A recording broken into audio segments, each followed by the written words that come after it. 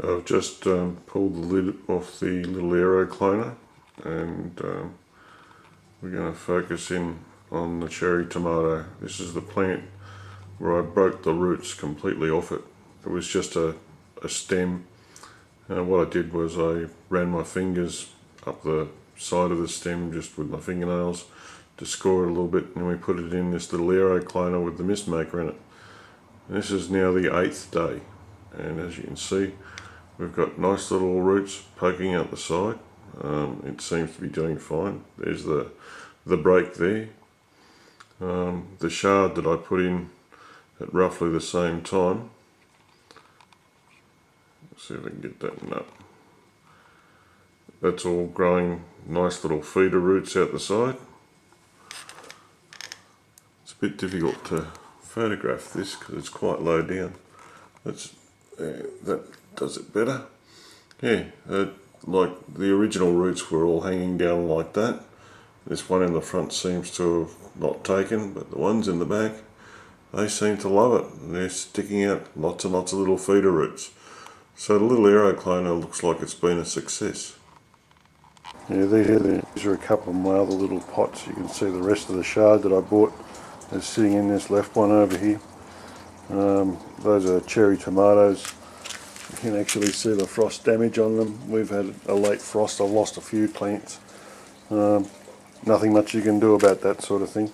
Mostly I keep stuff under plastic, but these ones caught me by surprise. I went to sleep in the chair, and next thing you know there was a frost outside. We got a bit of damage. Just a quick update on the Dutch buckets.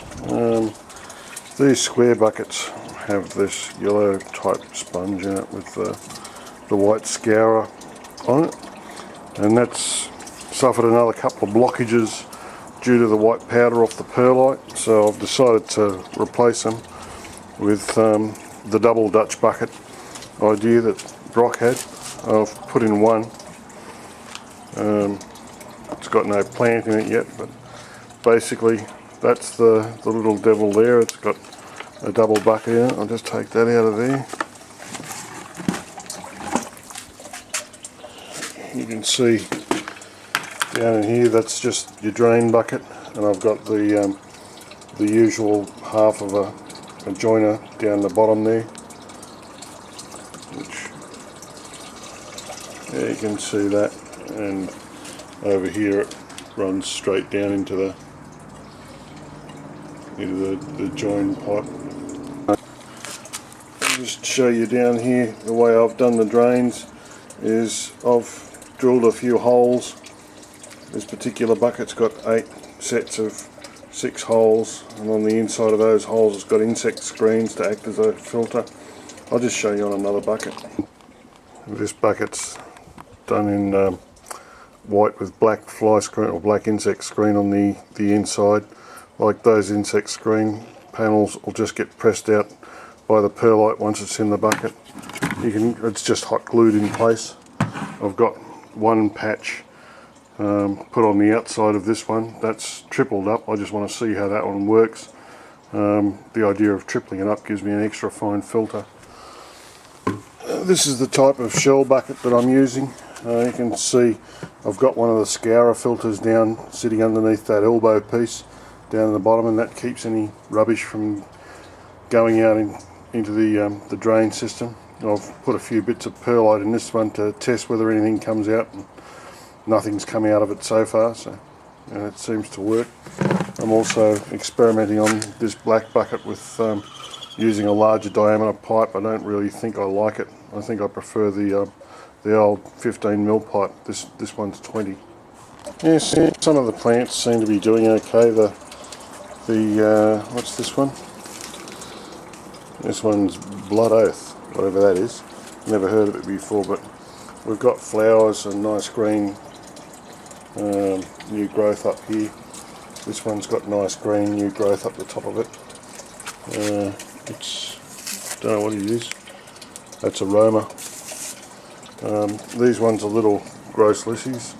I bought a ton of those for almost nothing and just threw them in, and they seem to be going okay. These ones are mostly testing the big black buckets. I've actually put in the permanent reservoir on this one now. It's just over here. That's it in the ground with all the yellow stripes on it. You can see how far I've sunk it into the ground. I've left about 6 inches out. There's about 2 feet of that below the surface. It's a 20-gallon tank, so it's quite deep. The idea is to use the earth as a heat sink, so like this one's not finished, I'll put a box around the top of it with the polystyrene insulation just to keep it nice and cool during summer. It doesn't get much sun. That's the shadiest wall that I've got in the house, so it's also the only bit of dirt that I've got to bury things in. So that was always where it was going to go. I just thought I'd give you a look at what this insect screen filter looks like. This particular one is what it looks like when I've doubled it over and glued it on the back of 3 20mm holes. It's a pretty fine sort of a screen. I don't think there's too much going to get through there, but I've tripled one over on the back. I'll just turn it over and show you what that looks like. Okay, this is tripled over, and it's pretty hard to see because I've got the other black one behind it. Where are we? There. Okay, that's what it looks like when it's tripled over. Now that's a really fine sort of a mesh. That's actually a little bit finer than what you get on the paint filter bags. One of the other things that I've noticed about the double bucket idea is that that's the amount of room that you get at the bottom of the bucket to fit your drainage pipe in. So in this particular case,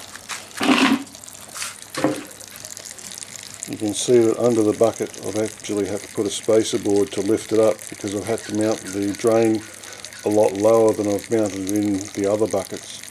That's no real problem, it's just the way that I've got it set up, and like putting in an inch spacer it's nothing. I mean, I can put in a paving stone or a piece of timber or whatever, but the double Dutch bucket system itself works a lot better.